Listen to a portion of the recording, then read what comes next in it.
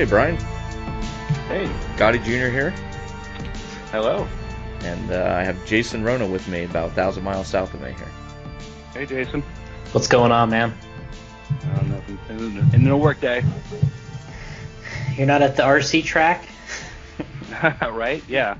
Now, if I had one closer and it was in town and it wasn't 3 hours away, I might be there. Yeah, Ooh, you could 3 hours. wind down a day at an RC track. Yeah, the closest track to me, well, actually, I've got three, but they're all, I think the closest one's 2.5 hours away. Called P&T Hobbies. But yeah, nothing local anymore. No. Same here in Pennsylvania. There's just nothing. LCRC, Okay. probably about the closest to me. That's about an hour and a half. Gotcha. Yeah. Yeah. But there used to be all Did, these little tracks everywhere, and now they're just disappeared. Right. Yeah. I mean, it was, it was funny that when we started on was an old grocery store in the bad end of town. Went there every weekend as a kid. But, Columbus has always been a pretty local, place where it kind of brought everybody together around here. All the good racers anyway. So that's the one that's still around. There's actually 2 tracks up there, so it's always a good place to go. Yeah, I used to travel around. I don't know if you remember. You remember Brian Roeder? I probably should. But anyway, yeah, me and Brian Roeder used to travel around, and I would see you at some of these races there. So back in the day, but Oh, yeah. So you started.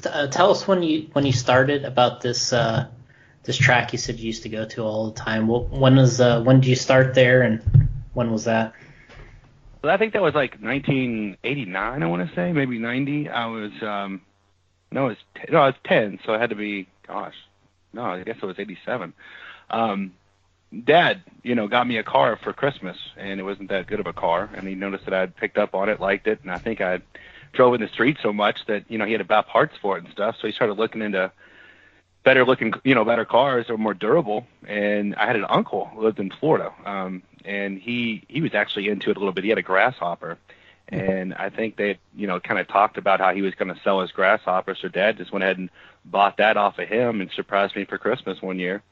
And we started taking that to the track, the one that we had here in town that he found, and went there just for practice on Tuesdays. He'd pick me up after school. We'd go over there. Our parents are separated, so it's something we did together, growing up. So he'd pick me up, and we'd go there practice after school and on Tuesdays. And I think we did that for a year before he really turned me loose on the weekends to go racing. I think that at the time they would have like dirt oval. So we went and did dirt oval and realized quickly that the grasshopper was not as competitive as the four-wheel drive cars that were going. I think at the time it was like the Optima Mid. yeah. That ended up being my second car. So we started racing that. And I think from there we got pretty hooked. I mean, it was funny because there were actually, at the time, once that track was taken off, there were other tracks around. There was a carpet track and there was another dirt off-road. Let's see. No, there was a carpet track and there was an oval track maybe 45 minutes away. And the track that we raced on here in Louisville went from an oval to a dirt off-road. So we kept the same car, and we would race it 3 nights a week. So, once we got into it, we were racing 3 nights a week. We raced on Wednesdays on the carpet track with the Optima Mid, and it was 2-wheel drive class. And we'd race 2-wheel drive stock, foam tires, just lower the suspension, take out the front dog bones, and we'd run that. And we would earn race bucks. And we would earn race bucks there. We would earn, everybody was giving out race bucks back then, so you'd had, money to buy stuff in the hobby store. And then we'd race off-road, put the dog bones back in the front, race a 4-wheel drive modified on the off-road track. And then we'd also, I guess he would lower it back down, and we had just another set of tires. I think they were Octograbs. We ran those on the dirt oval track in Radcliffe, just put a full body on it with the side wing, and ran that one other day of the week. So it's like, I think Wednesday, Friday, Saturday. So we were running the same car at all the places, and I would actually win at these places and win enough race bucks. And we ended up purchasing like a 12 scale and then like a 10 scale on-road car as well, like a pan car or something like that. So we're racing all these cars, 3 nights a week. And during that time and all that practice, wheel time is when I discovered my talent and, was able to kind of go out of town at that point and, kind of started making a name for myself. This kind of answers like at least two of the questions that that people asked was, how do you recommend practicing and how do you recommend getting better? And I think you pretty much just described it. Yeah, I don't think at the time I even knew what was going on there, but for racing all those different tracks and, that many times a week, that was really, really sharpening up my talent. And I can't say right out of the box I was one of those guys that hit the track and was great. I saw guys, I think one of them really stands out in my mind was Sorab Tabacoli. Mm-hmm. He just came on the scene and bam, he was like great, really good. And there's been a few of them throughout the years that just, they just pick up the radio and they were off and running. And it took me, like you said, a year of practice at the track and then, all that. But, I think, obviously just more wheel time. Yeah, it is. It sounds like a broken record all the time because people always ask, and everyone's like, well, you got to practice and you got to practice. But you just basically described exactly what you have to do if you want to get really good. Whether you consider yourself talented when you start or if you are sort of borderline, there's just no replacement for that wheel time. I think what's cool now too is I hear about these guys that race these. They get the video game, right? Is it VRP or something like that? Yeah. You can hook up your actual controller to the game, and I've never played it, but I've heard it's made better drivers out of people. There's a guy here in our region that name's Matt Klein, and a buddy that I race with every weekend. I race with a guy named Jason Grimes. He's from Louisville, and he travels with me out of town all the time now. And he's kind of the one that got me back into it, by the way. And I can talk about that here in a minute. But he said that Matt Klein started racing that game and was just doing it, a lot, maybe during the summer or whenever maybe people weren't racing that much, and was able to actually develop his talent doing that with that game. So that's interesting. They've got tools like that in place now. Yeah, that's a big thing. And we've talked to people before that say that, there's people that say it helps using that game. And if Matt has done that, you can see that it obviously has helped him. And, it does seem like he's also one of those kids that really, really likes it and has put in the work on the track too. But, if he claims that's helping, that's great too. Right, and for being competitive as well. That's all going to be driving you to go to the track each week. You're going to have a bad weekend here and there. And I also think it was also interesting looking back, I always tell people when they start to struggle or they, and you might know this, Jason, from going up, but the process of getting fast, one weekend you might be, flawless. You're not wrecking or anything like that, but you're maybe not that fast. Well, the next weekend you start hitting a few good lap times, but you can't keep it together for a full race. And then all of a sudden you're consistent at that level. But it's like certain plateaus you hit. But I always tell people, if you're consistent, then you start wrecking, you're getting faster lap times. If you're constantly getting a faster lap time, you're getting better, and just kind of hang in there with it. It's you're not going to be fast all of a sudden. You're going to wreck. You're taking risk around the track. And, once you just got to stick with it each weekend, just consistently try to get to that level that's comfortable. And when you're fast, everything will actually start slowing down for you, and you'll be hit those lap times on a different level. Yeah. So, after you kind of went through that, you realized that you were, getting better, or you had kind of a knack for it. When did it get a little more serious? How old were you then, and what kind of cars were you running? So I went from the Optima Mid to, I guess it was a Losi. So the first, I tried to drive, I think someone had loaned me an associated car while I had the Mid. I raced four-wheel drive first. And then when I stepped into two-wheel drive, I raced this associated car, and I don't think it was that good. And I think I was racing a stick radio now that I think about it. I didn't even graduate to a pistol grip for a long time. And but I drove this two-wheel, and I was like, man, I can't drive this two-wheel thing. It's so much harder. And then I drove somebody's Losi car at the track one weekend, Jason Schweitzer. Okay. He was a kid I grew up racing with. We went out of town all the time together. He was my race partner. And I drove his car, and it was set up so much better. Loved it. And Dad saw that I liked it. And I think I was, 13, 14 at the time maybe. And he came home, Christmas one year, that's what I opened up. I opened up a Pro SE, a Losi Pro SE. And actually, that's where my color. I've got orange and yellow and black checker colors, and it all came from this shoe that year. That was I think it was 1992. Carl Lewis had run the 100 meter whatever, and his shoe was that color, and Dad copied that color, and that's where he came up with our paint scheme. And that's the paint scheme that was sitting on the car when I opened up the Christmas gift, and we went racing with that, and that thing was just awesome. And so I was hooked on Losi ever since.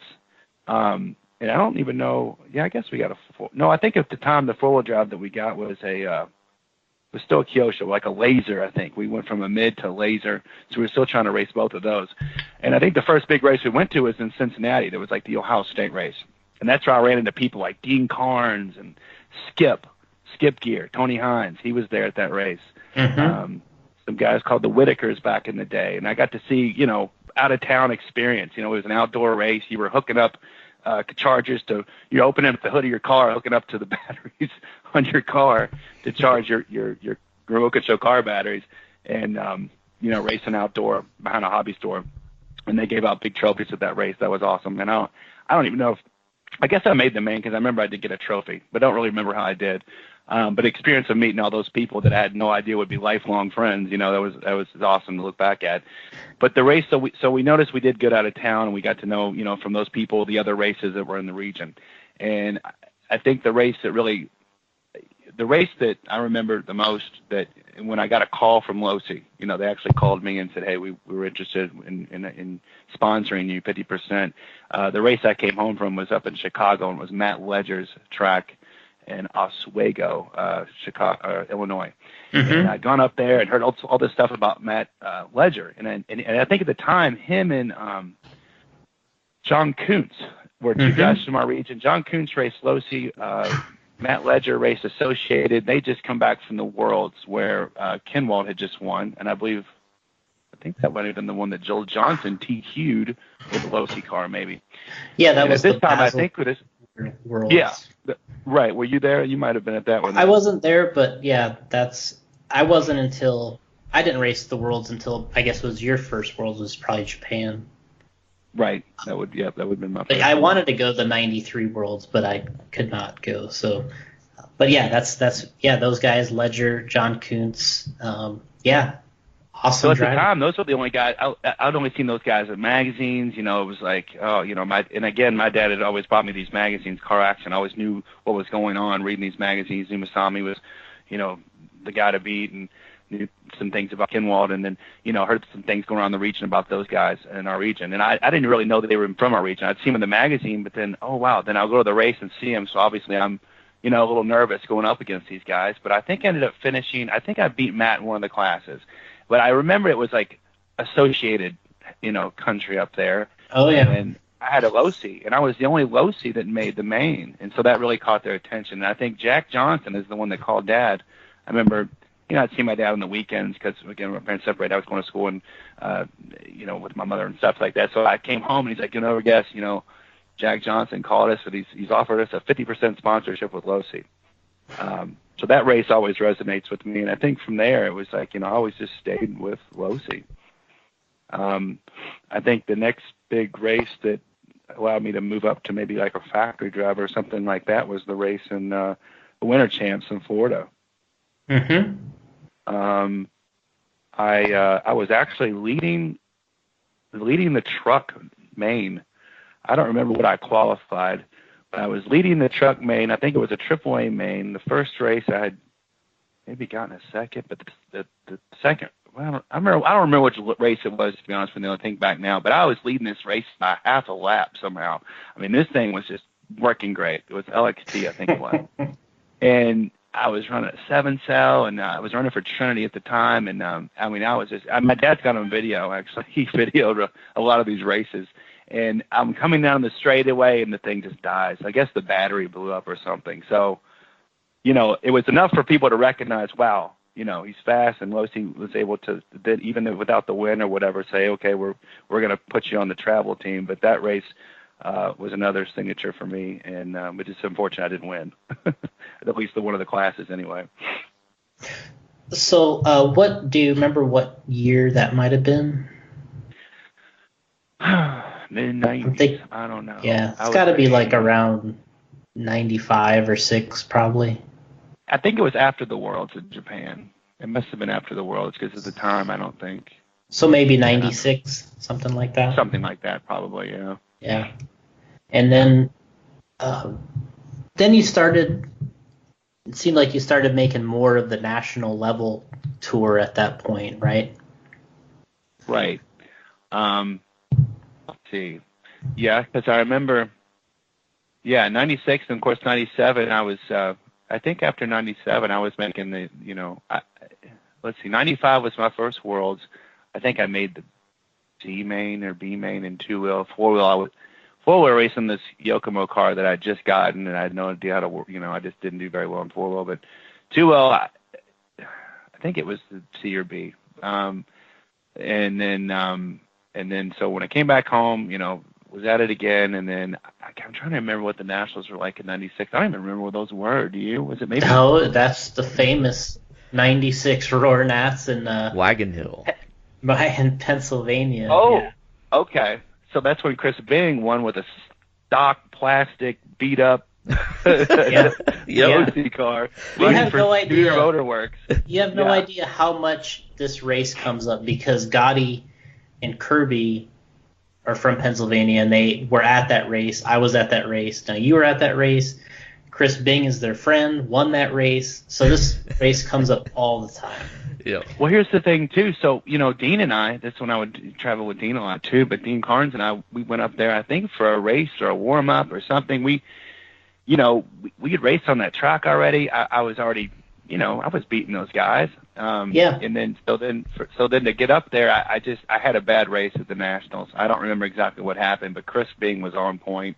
I'm still, we're friends. I'm still glad that he did that because it was just, it really did turn a lot of heads and stuff. But, you go up and look at his car, and it was just so clapped out. And it was like, we're all running graphite parts. He's running plastic. He's running for Scooter. Everybody's like, who's that Scooter? And then, and the fact that he was on top, and I'm thinking, man, I beat this guy. Or, I'm at least running with him a lot. And he was just blowing everybody out of the water. It was cool to see that. But at the same time, I was just like, thinking this was going to be my race because it was in my region for the most part. Yeah. But right, yeah, and then I think '97. Then kind of took off for me. The Worlds and the Nationals were a pretty good run. I think the Nationals ended up getting second or third maybe. How many? Mm-hmm. Let's see, was that '97? That's the one in Texas. No, I don't remember if I got. What was the '97 Nationals? I think that was the one in Texas. I can't remember the name of the track.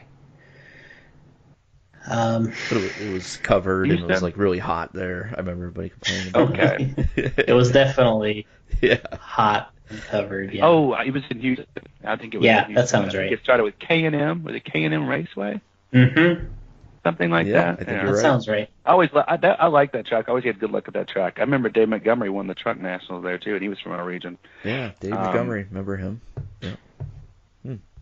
So the last time I went to a national there was in 2002. It was right before I moved to California, and this was interesting. But when you win the nationals, you get your car in the box and all that stuff, right? So it's a lot kind of run. I always thought that was pretty cool. And Tom Kinwald was the man, and then Matt Francis for the most part as far as Losi goes. And we were going in the third round of mains, and Kinwald had maybe a win.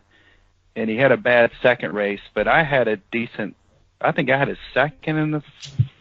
I don't know. I had a second or something like that in the second round, and the last round, Mark Pavidis was up there, and they thought, well, They thought Associate was going to win the nationals, and so Matt stopped at the line and let Brian go by, and what it did is it made him tie me in points in our throwouts. Mine was worse. So if he wouldn't have made him stop, I would have won the Nationals that year. Man.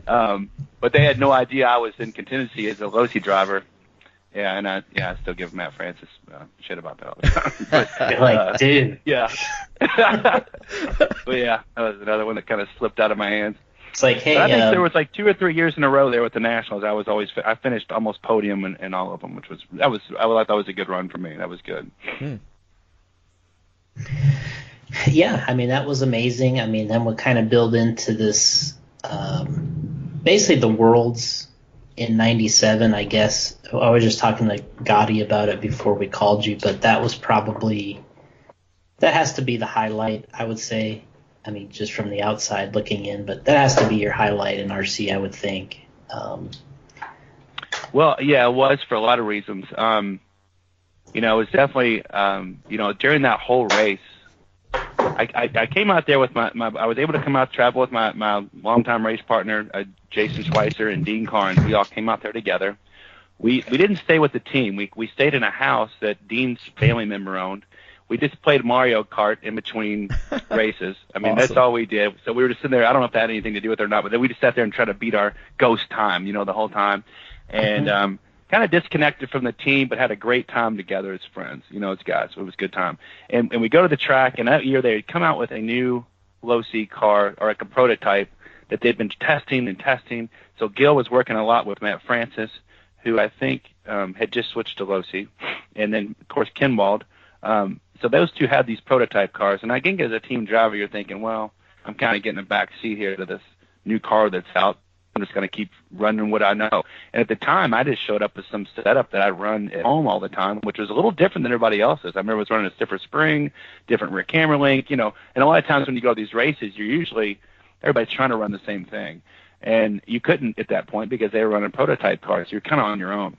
So I just really stuck with the same setup that I brought. I just kind of stayed confident in it. I trusted it. It didn't seem that bad on the track. When we hit qualifying, I wasn't really that fast. I wasn't that good. Another thing too is I just started running for GM. Mm-hmm. So Losi never won a Worlds. I'm running for this company nobody's ever heard of, GM, which was a great company from Germany. It was just Todd Hodge and I running these electronics. I'm running this car now that seems like it's dated because they've got a prototype. There's a lot of things you're like, well, I don't know how I'm going to do, but I'm just thinking my best shot. So you go into qualifying, you're a little slow. 4-wheel wasn't that good. 2-wheel was the best car I was going to have that weekend. I barely made the main. I qualified 9th on the grid, and then Todd Hodge, he didn't make the main, but we were team driving. He was going to help me out as best he could. He figured out something with the tires that was like, I had to trust his instinct on this, but he said, you got to do this. He said, cut the bead off the rear wheel and just mount them like that. We're running like 2,000 X patterns or whatever. And he said, just run it like that, and I promise your car is going to be dialed. So I'd already run the first leg of, the main, and he told me to do that. I said, you sure this better work? He said, yeah, I promise. And I put that on, and he was right. And from there out, the last 2 rains, my car was amazing. And I still the same setup, just changed tires, and that was all I needed. And sure, and the awesome thing about that race is LOC won their first world championship. I got to be a part of that. Finishing second. Pops Losi came up to me and said, even though you didn't win, he said you were just as good as a win because we solidified that Losi was the best, because we could have had Brian win, but the fact that you got second really nailed it home. I was like, yeah, okay. Mm-hmm. And then the fact that GM had put that all their eggs in one basket with Todd and I finished podium. They were super excited. The other thing is my dad was there. There's that video that you can see on YouTube. My dad's on the podium. First thing you see when they kind of zoom in on the driver's stand. So it's cool to see him there. My mom was there. My brother was there. My cousin was there. Wow. I had my aunt. Yeah, I had a lot of family there too. Yeah, it that's just so awesome. happened they all just happened to take a trip out there, so I could do that in front of all my family, and it meant a lot. It really was. So all those different things kind of came together that weekend. It was really cool. And I mean, my recollection of that race, obviously, I mean, I had actually a very similar experience to you at that race. I didn't get on the podium, but I think I got 7th or something. But my family was there too, and I don't know what it was about that, but it's very similar to you, your experience there. And I mean, I thought that was one of the greatest tracks I've ever ran on. I mean, I thought it was just the whole thing was just amazing. You remember? Yeah, it was cool. I always liked outdoor tracks too, right? And it's kind of hard to keep one consistent. And obviously California, there's no rain. You and I live in this side of the United States, so rain can always be a factor. But we didn't have that. And Masami was there, and just all it seemed like everybody was so good in the world was that, for off road. It was cool. Yeah, I mean, it was kind of at that time too. I think that was sort of the peak, or to the right, and just going over the peak of 110 scale off road. That was probably where the whole thing kind of like, to me was one of the highest points of 10 scale off road. And from there, it kind of wasn't quite as the most popular thing going, because then touring car got going and nitro got going, and but I think at that particular time that was probably the height of 10 scale off road. Yeah. Yeah, now that you put it that way, it probably was, because it really started expanding after that. Like you said, with the touring car taking off, and 8 scale. 8 scale had always been around, but it was never that big, and then it took off. I think, for whatever reason. You're right. Yeah, I mean, it was, so from that standpoint, definitely it was a key. It was a key event to be at. I've talked to several people that went there. Guys that were from other countries, and every once in a while they'll send me photos. I'm sure you get that occasionally. And it's like, man, I didn't even know you were there. Was it kind of one of the first races that they, documented the way they did, and they put that video? I know Trinity put that video together and stuff, but I didn't feel like up till then they'd really even put together a nice video like that, and had it. Now you can preserve things on YouTube, which, back then there wasn't much of that going on either. I think that's probably the beginning of the YouTube stuff, I guess. Because I don't even know if they had YouTube back then, actually. That's the only thing I can find on YouTube myself, really. But, nowadays you can just Google anybody and find all kinds of stuff, and everything's documented. So I guess it was kind of, I'm really glad that they were able to document that way from my own, personal records. Yeah. Yeah, I mean, there's no question. And what I remember about that race is I remember it was the first race you could follow on the internet.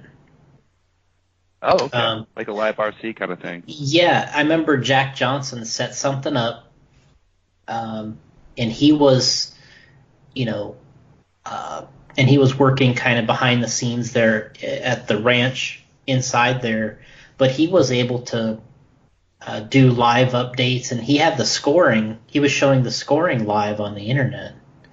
Right. And I remember my friend Jeff, who lived in Seattle, he was able to, I remember, keep up with the results because of that. And I remember that being like the first race that was going on. That was like a big deal, because it was like, how it was back then when you'd go to a race, nobody would know anything until you came home, and then you unloaded all your stories, right?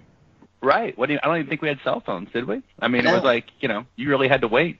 Yeah, you did. And then you would unload on. If you were just a normal, for just a driver who didn't even know those guys, you really had to wait for the magazines to come out to find out how the heck it went, or something like that. And that was how it was. And this race was, I remember, being one of the first ones where you could actually follow online, and there was some things going on. And I remember people, talking to me, my friend Jeff, at night, he'd be like, "Oh, I saw this happen." And I'm like, "Damn, that's cool." Mm-hmm. Yeah. It's totally different. Yeah, that's awesome. And you were bringing up Jack Johnson. Man, I owe a lot to that guy. When I was coming up and I would go to races, I remember the first time I flew to California, I guess, when I was on the team and they were offering to pay for some travel and stuff like that, and I came out to, I think the first track I went to out there was in Garden Grove. Do you remember what that track was called in Garden Grove? Yeah, that's the SoCal. The SoCal Raceway. Yeah. That was I couldn't believe that. I mean, yeah, I that walked was in heaven. and I was like, oh that my was God. Heaven. That's like, these guys do this every day, because we thought really everybody there around the United States had to wait till the weekend to race for the most part. But these guys this is what they did all day long. I'm like, I don't know who's paying for this stuff, but they're doing this all day long. And watching Brian, he'd just sit there in his little throne, and all these people would be around him, getting him coffee and donuts and everything like that. And I was like, golly, I want to be him. That's exactly how it was. It was, and think Mike Weed was painting his bodies, and it was just kind of like, he was right there all the time. I mean, you know how it was to get a body painted, and this guy was just like right there doing whatever, and he could get anything on the fly. And they had the most awesome hobby store too. I mean, they had everything. I mean, you went there, you wanted to get all the trick stuff. They had all the trick stuff in the hobby store, and there's always just racks of it. Just awesome. But when I flew out to California, Jack Johnson picked me up, and I knew a lot about Jack just from the magazines and stuff. So, but he was really good and intricate and kind of helping me get better and understanding setups and stuff like that. That guy knew how to set up a car. He knew, taught me how to find a setup that worked and to stick with it. Scott Brown and him would always kind of hang out and kind of run the same setup. So I always kind of knew to pit with those guys, and they always seemed to have it right. I mean, every track we went to was always close.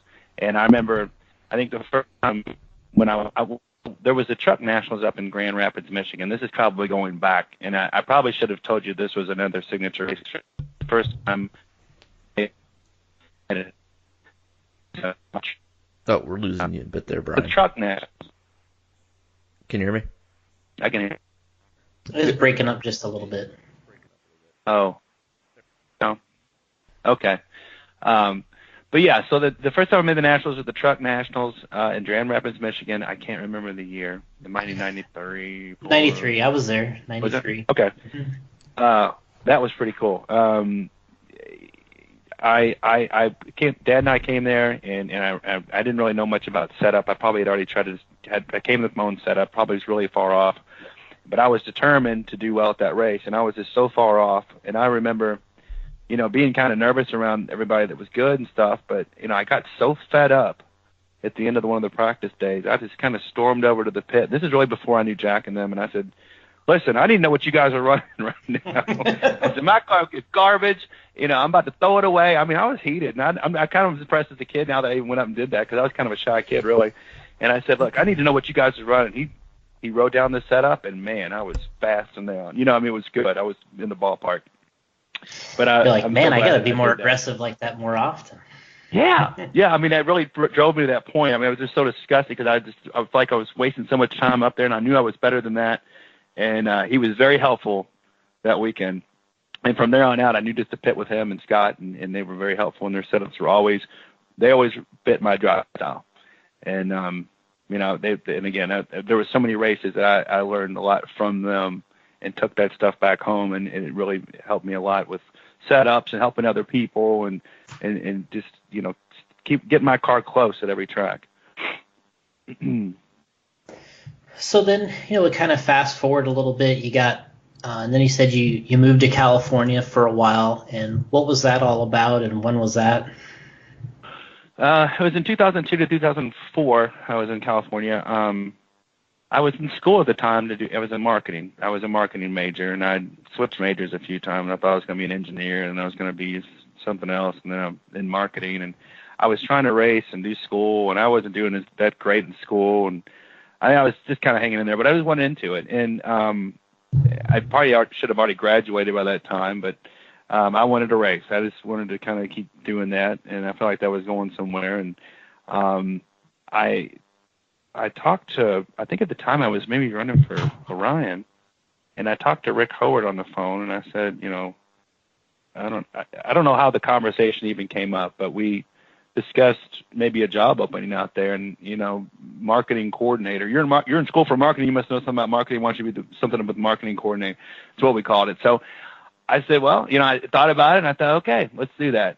I had a girlfriend at the time. She agreed to move out there with me, and at the time, Joe Pillars was, just had started. He would race Phantom. He was a motor guy for Phantom, and then he became my motor guy at Orion. And we met that year. He drove out. So we ended up rooming with Joe Pillars and Greg Hodap. But I met Joe on the way out there at the Cactus Classic. We drove out there, or flew out there for that race, and flew back home. And then ended up meeting Joe later on, and we all had agreed to get an apartment, and Greg Hodap moved in with us, and Joe and I both worked at Orion together. So we would commute to work back and forth, and I did that for a year. That was fun. Working with Rick and Joe, and I think Derek Fatani was there as well. I don't remember where Greg was working at the time. He wasn't there. Yeah, so Joe and I got tight doing that. Joe would kind of still manage a team, and I was doing some of the marketing stuff, just getting press releases out to magazines and just, whatever, Ray needed me to do. And then I was going to races and kind of documenting those as well. So when we go to a race, I'd take pictures, do some write-ups on the races and stuff like that. And I did that for a year. And, after a while in California, you just kind of need to make a little more income. And, I wasn't qualified to do much more than that. So I broke from that. I did that for a year, and the second year I ended up getting into the mortgage business and doing that for a year, and then ended up moving back home and kind of folding on the whole deal. But it was fun. It was a good experience. I mean, it was. I feel like I got to live it all out. I got to race and then go work for the industry and companies and just kind of get fully engulfed in it. So I would never regret it, take it back. But I felt like at that point I'd kind of done everything I needed to within the industry, and I was ready to kind of go out and kind of make some more money. Came home, ended up getting my degree, and then got my career on board with sales and stuff that I do now. But I think that was probably the end of my professional racing career. Really, at the height of it was in 2003 when my last race was at the Hot Rod Hobbies Shootout, and I remember Ryan Cavalieri and all those guys were in this 4-wheel drive main, and the last main that I was in ended up winning, which was kind of cool. So that I got to beat those guys that I look up to now as some of the best drivers, in our RC car history. Yeah, I mean, that's one of the conversations is, and that was the time period where those guys were getting going, and people like you and me, and we're kind of finishing, and yeah. And now, they talk about Cavalieri that, he may be the best, driver, he gets in that conversation. And, certainly there's the Mayfield and Tebow's and the other guys. Obviously there's the King, Masami, Kinwald, and Pavitas, right? And, but yeah, I mean, he's definitely mentioned in that so much now. Being there for the first couple races that he was running in had to be pretty cool. Right, like him and Kenwald and Masami. I know Masami's got that really cool picture you can find online where he's standing there with all his trophies and cars around him, right? Mm-hmm. So obviously, probably the most decorated. And again, when I first started looking at magazines and stuff, I mean, it's always Masami. I mean, I can almost say, you looked up to him as like, it was just kind of further ahead than everybody else. It always seemed like he was just like the master, right? I mean, I kind of looked at Kenwald that way too, but Masami, I didn't know him as well. He was overseas. He was just, it's kind of more of an international guy to me, like icon. And when I got second, to see him third on the podium felt really good. I guess you got to beat your idol mentor, kind of growing up in the industry. But you're looking at Cavalieri now. I mean, he's been racing for a long time. I mean, every year he's always got some win at the Nationals or whatever. So he's I don't know what the numbers are, but I would think they're getting somewhat close. He's definitely closing the gap on Masami as far as most decorated and whatnot. But he might be ready for his picture with all his trophies around him too, just to see what it looks like. Yeah, I mean, I talked to those guys a lot, and I don't know how many of the awards Cavalieri has, but he has a lot of his cars. He has a lot of his winning cars, and that's a pretty neat thing. And I know Mayfield doesn't really have a lot of the stuff himself, but what he has is he's given it all to his dad. So Mayfield's dad has all his stuff. And, Mayfield says that he's at his dad's house, there's maybe 800 trophies.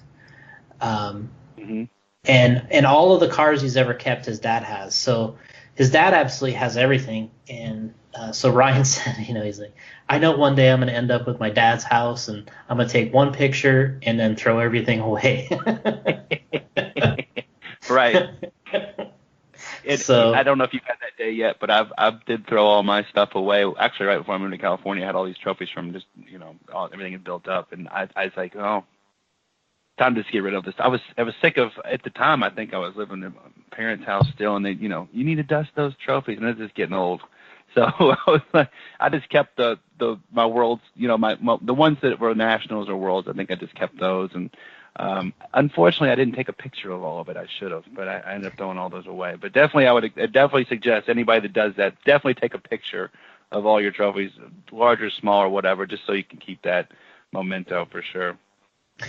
Oh yeah, I mean it's something sometimes you don't really have a full appreciation for at that particular age. But and that's why I always tell Ryan, I'm like, hey, when you get older, I'm like, you're really gonna want to see this stuff, There's stuff I don't have anymore. There's stuff that I don't have anymore that I wish I had. And I said, and your success is so great in this thing. There's going to be a lot of these things you really want to see, And, when he won the Worlds, I made sure to, Thomas took photos for us, and we made sure to get nice ones of him and send them all framed, because I'm like, I know you think this is stupid now, but at some point you're going to think this is really nice. So absolutely. And so unfortunately we didn't have more access to cameras and social media back then, because I think I would have all preserved it more too. Back then you just snapped a picture and waited to get it developed. It just didn't I don't know. You just didn't think about it as much, I guess. And on the topic of old things in RC, it's amazing to see all this vintage stuff and all this stuff that we threw away that we just had too much of at the time. It's just worth so much now. And I think that whole vintage thing is probably, everybody's recognizing that. And I'm sure it's a no-brainer now for people to keep a lot of that stuff just for monetary reasons, really. But that's really cool to see that vintage thing take off, all the old things just being classics and people being still enthused about, seeing old cars go around the track and seeing them built. I think that's really neat. I didn't keep any of my old cars. I mean, after the Worlds, I just rebuilt it, and we went racing again the next week. I was like, oh, this car's really good. I'm going to keep racing it. Yeah. It's like you're not giving up on a good car, right? Right. No, the chassis is not bent yet. Of course, back then it wasn't a bent chassis. It was just plastic. But right. And then on that topic, too, there's a track here. The one I was telling you is pretty close to me, P&T Hobbies.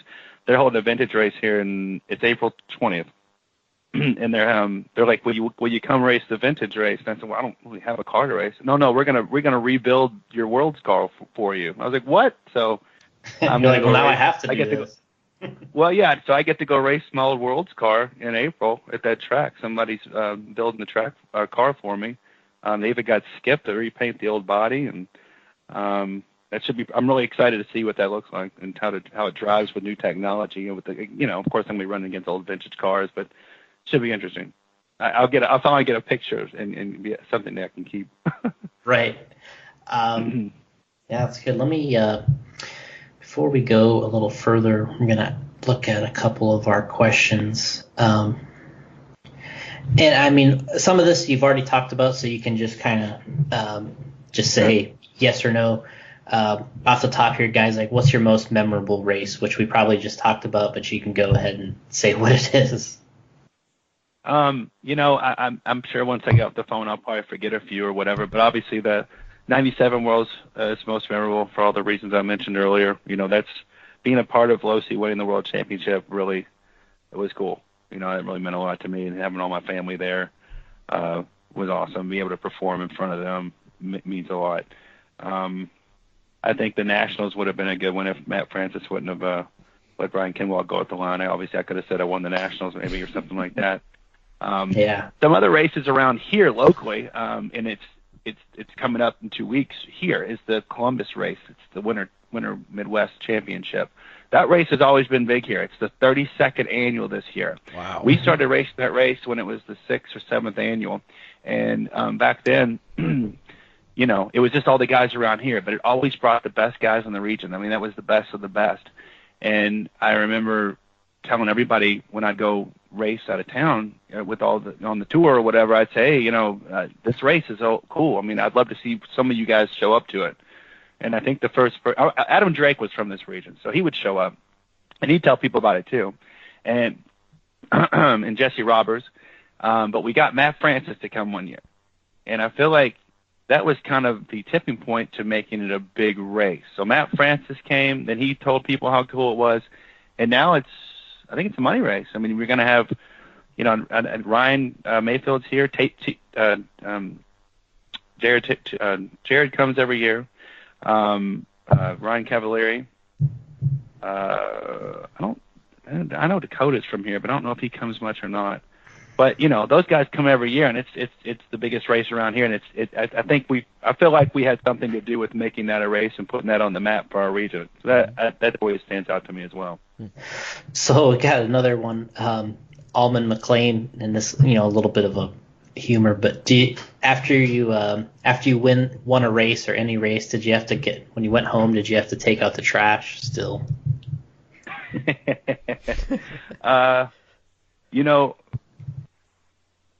Well, I do remember when Dad and I would come home from races when I was younger, and no matter when I was still going racing with Dad, he was pretty anal, so we always had to clean up. I mean, you just want to get home from a race and go to bed. No, we got home.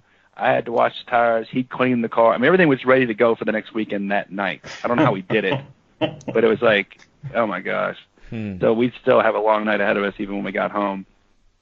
But no, what was crazy, I think, you go to these races and you get attention and, and all that stuff, but then you go home and then you wake up and you go to school the next day or high school or whatever, and you're just a normal kid walking around the halls again.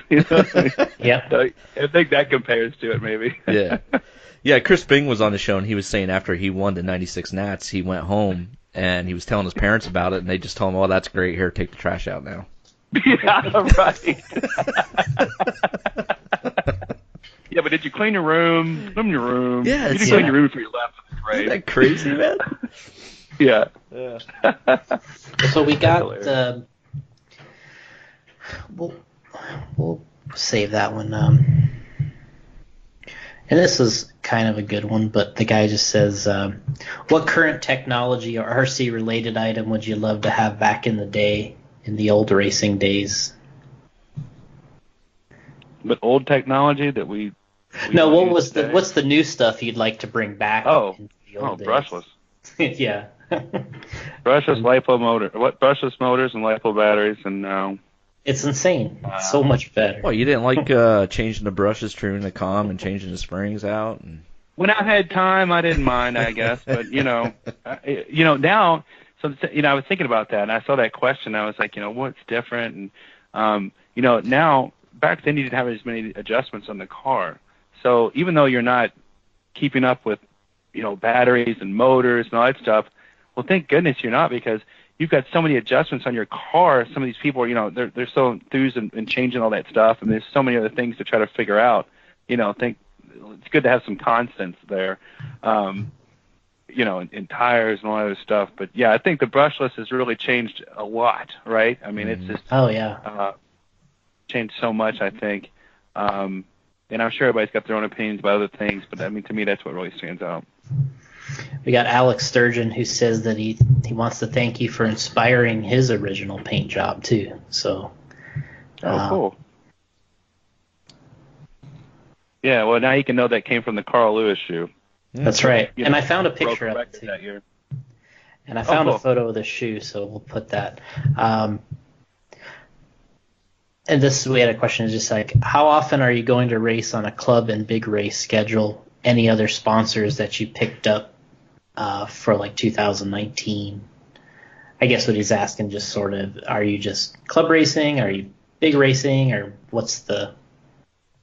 That's a good question. I've been fortunate in my life to get my career on track and have some time now to race again. And that's happened in the last, I guess 8 weeks now, maybe. Nice. And even though I don't have a track local, I'm fortunate to have Jason Grimes, who lives here. I've kind of known him. I met Jason through Dean Carnes, as a matter of fact. Dean Carnes, the guy I raced with a long time when I was younger, and I know Jason Ruona knows who he is quite a bit, but he's been in all kinds of stuff. And right now he's actually a big-time drag racer. He's called Stinky Pinky. He's on Street Outlaws, stuff like that. So that's what he does now. But back then we raced cars together a lot. And he used to hop cars too at hop show, like hydraulic hop cars and all. There's competition for that. And he met Jason Grimes, and Jason Grimes, I guess, had an RC car pass as well, and he lives in Louisville.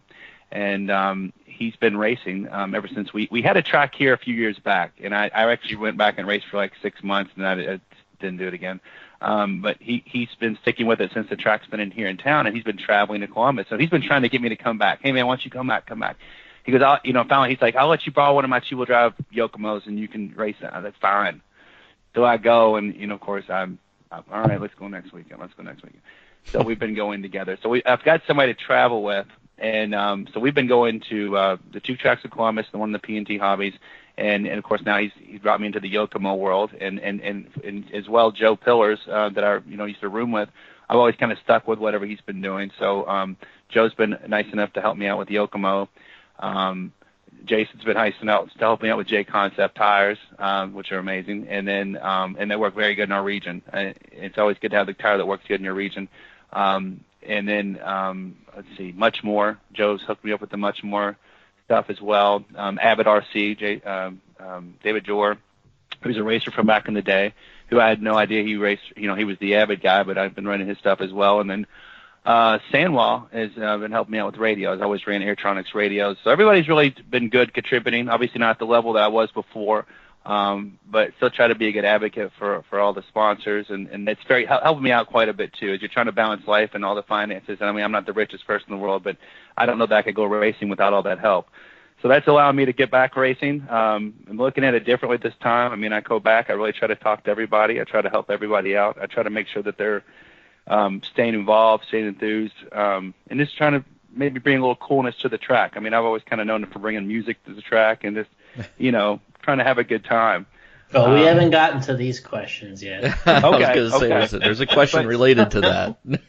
But that's the level I'm at right now. I don't anticipate going back to. I mean, it would be really nice if I could drive like that. But as you get older, your reflexes kind of get a little more removed. But I'm still having fun at the track, more in a different way. But it's fun. Yeah, that's awesome. So let me just keep going here. We're taking out the trash. We got that. Do you have a guy that you'd consider was your arch rival? Locally, Jason Schweitzer. He and I would always hit the road together. It was he and I raced. We'd always show up at the track together. We traveled everywhere together. But he was the kid that probably pushed me to be very intricate in me getting better. You have to have a kid or someone at your track that's pushing you, right? You can't just really run on your own and get faster. I mean, you really have to have somebody competing with you, being able to share setups with you. We both raced low C. He knew how to set that car up as well, probably better than I did. And I'd always kind of steal some of his setups, and he'd usually beat me at the home track. But when you go on the road, somehow I'd always do better at bigger races. But he was definitely at home. We go back and forth all the time. Probably more him. And maybe Adam Drake a little bit, just because he was from our region, and he was from up north. So anytime we'd meet would always be like in Columbus or something like that. And it would seem like he and I were always kind of like, first and second, something like that. And we'd meet for club races in Columbus, and he was always pretty tough to beat. I always wanted to, always felt good if I walked away and beat Adam. He's asking if you like the Golden State Warriors or the Lakers. I've been to Lakers game. I haven't been to Golden State Warriors game. I don't have much skin in the NBA game, but I'll probably get LeBron. Nice. There you go. But Michael Jordan. What? Of course, yeah. Who? Yeah. I picked Jordan over the LeBron conversation. There you go. We knew we got him on here for a reason, Gotti. Next question. Guys, do you remember coming to East Street Raceway in Verona, Pennsylvania in the 90s, or Wagon Hill, which we already talked about Wagon. We talk about Wagon Hill every episode. I remember Wagon Hill. There was another one. East Street Raceway. Oh, Verona, PA. I don't remember that one. In the 90s. I don't remember the other one. I just remember Wagon Hill. I think Wagon Hill had an indoor track too, maybe, or was that the other track? I don't know. I remember going to Pennsylvania and racing an outdoor and an indoor, but I think they were both Wagon Hill. So you didn't race at Wagon Hill a lot? Just no. Okay, because it was close to you. I figured maybe. Well, not real close, but.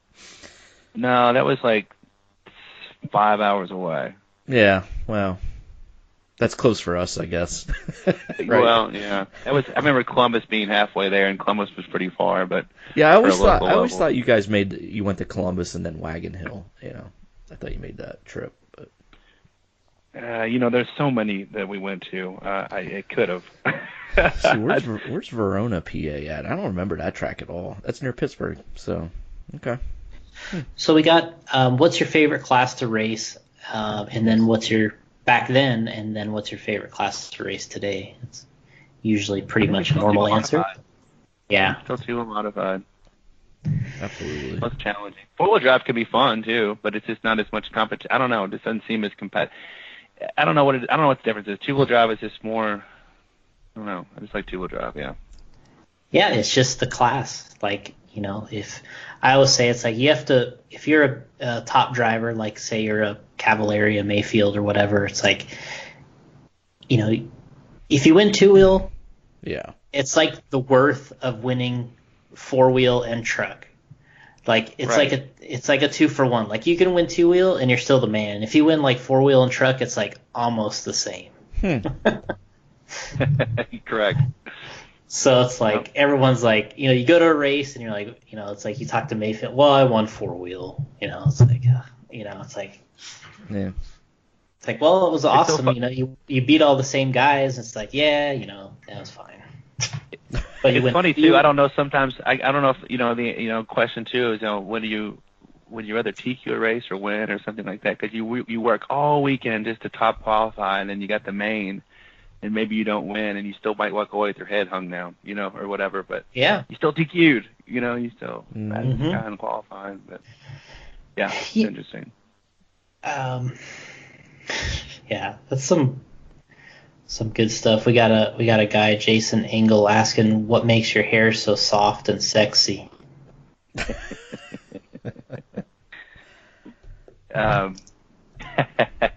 Genetics. Tell him the same stuff. Same thing he puts in his beard. There you go. Gotcha. Genetics. Butters. Tell him Butter. His name's Butters. Bitters. I nicknamed him Bitters because sometimes he likes to throw his car at races. Oh. I'm just kidding. Yeah, that does happen. He's a cool guy. He lives in Columbus. I've gotten closer with him too. We actually pitted across the table from each other the last time I went up to Columbus. Cool guy. We got a guy mentioning here. Now let me find it again. Sorry. I keep getting distracted by this hair question. Oh, Randy Pike asking, what got you out of the sport? You kind of alluded to it before, school, work, all that type of stuff. But is that kind of the main thing? Well, I think when I was, I don't know what would have happened if I would have stayed home. But when I moved to California and I had a girlfriend, and I'm trying to, meet both of our needs there, and I wasn't making the most of my. I mean, I had to live with. You had to have roommates to kind of make it work in California because of what we were making, income wise, and I think she was kind of nagging that we needed to get our own place, and so all that was going to take a little more money, and so I kind of had to make the executive decision to try to do something else, and maybe I guess I thought I'd come back to it quicker than I left, but Yeah. I didn't think I was going to leave California either. I was going to try to make it, I moved out there. I was going to try to at least make it work out there and then get my priorities straight and then, get back into my hobby kind of thing, I guess. Mm-hmm. And I just never could get it off the ground to really stay in California. So when I moved back, I liked making the money. I liked, doing the career change. So I didn't really have time for that with the girlfriend and all that stuff. So, and then coming back, we didn't have a track here anymore. And the thought of having to travel out of town every weekend, I think that killed it.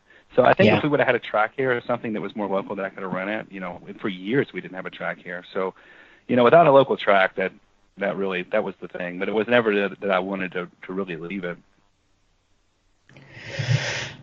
Yeah, I mean, I think that's probably the situation for a lot of people. Okay, so we got another question. What is it about RC cars that's so attractive to women? Nothing.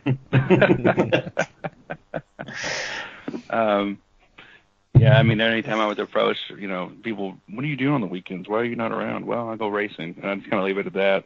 And they just kind of come up with their own ideas. Oh, he races cars, and then they take them a while to figure out that it was just a remote control car. So as soon as you say remote control, Yeah. oh, Forget it. or something like that.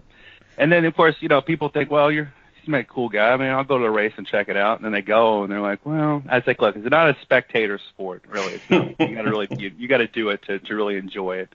And then it's a little unfortunate with RC. I think that's the gas thing has a little more of a spectator appeal to it. People can relate to pit stops and longer races and engines and stuff like that. That's neat, and I'm glad that our industry has that. It's nothing that I really got into. I just didn't know much about the engines and all that stuff. I think it's very fascinating, but again, yeah, it never got me a date. That's for sure. So before we get in there, we're still working on these questions, and we got Ashley Sides says, I remember back in Indiana State races at Uncle Joe's, people would watch Dunbar's girlfriends more than the mains.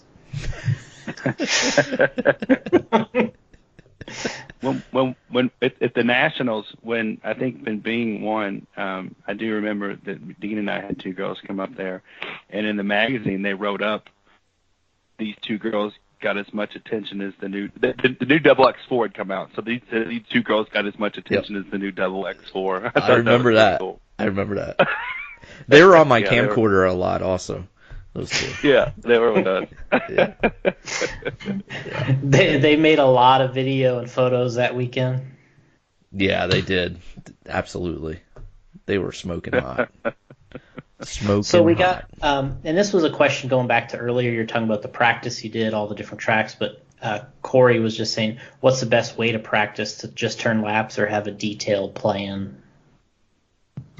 Did we lose Brian? Maybe we lost him. All right, sorry about that. I don't know what happened. Cool, no problem. Yeah, what were you asking me? So Corey was just saying, what's the best way to practice, to just turn laps or like a detailed plan? Yeah, I think you should always be, you're either going to the track because you're trying to, make your car better and you're trying to get it to where, okay, I don't have to worry about my car anymore. I just can turn laps. You want to get to that point. So if your car's not there yet, you need to have a detailed plan. You need to know what you're working on, and you should definitely keep things to a minimum. I mean, I think the best thing to do is start off with a setup that most people or team drivers are probably driving if you don't know your car that well. Most of those guys have done the research. They know it works. Start there. But then you want to get your car to where each track you go to, you're only adjusting maybe a spring, maybe 2.5 weight, suspension weight all the way around as far as Taco goes, and maybe a camera link, and that's it. I mean, these cars are designed. I haven't really come across a car that wasn't close. You couldn't find a setup that was that close, and that really eliminates all the time that it takes to wrench and get your car to where you need it to be. Because then you can drive your car. I mean, you'll have to, if your car's not working right, you're going to have to adjust your driving style to a car that may not be quite as good yet. If you feel comfortable with your car, don't touch it, and you need to turn laps. But I think it's important to really get your car to where it feels comfortable, something you can, get around the track, somewhat fast, but make sure you're not wrecking. And if you're getting around the track and you're having a hard time, turning consistent lap times, you can't push it, you're having to play defense, you can't offensively drive your car, and you can't drive in traffic, I think you need to keep wrenching and making sure that you've got a stable car there. And a lot of times that comes with a car that might have a little push in it, and that's okay. Most of these guys that go on the track, do you think their car's got a lot of steering? Most of them probably have a little bit of push to their car. So if you got a little bit of push to your car and you can drive it hard, chances are you've got a decent car and you don't even know it. So, try to stick with something like that and then turn laps. Go to the track, have all your stuff ready. I see guys come to the track, they're mounting tires there, they're doing all that stuff. That stuff should be done at home. Everything should be ready to just plug to the charger, put tire sauce in your tires, hit the track, and I think you're going to see better results. You're going to feel more comfortable. You're not going to feel rushed. You're going to be, more prepared. Yeah, that's exactly it. Chris Trudeau, racing today versus racing in your prime, which harder? And then what pit tool can you not leave home without? Tire wrench. Let's see. I've thought about that. I mean, golly, to watch these guys race today, it really does amaze me. I mean, they're constantly driving their car. I don't remember back in the day us leaving the ground and us turning the tires in the air and trying to position for the next turn, and they're doing that. And it's and coming back, it's something I've had to learn how to do. And obviously, I've not mastered that. I've gotten a little bit better at each race. That's really something I've probably worked on for myself each race. I mean, as long as the car's on the ground, I feel pretty confident. But when it leaves the ground, I wasn't raised on big jumps, and these days, when you've got to really know how to jump your car and position in the air.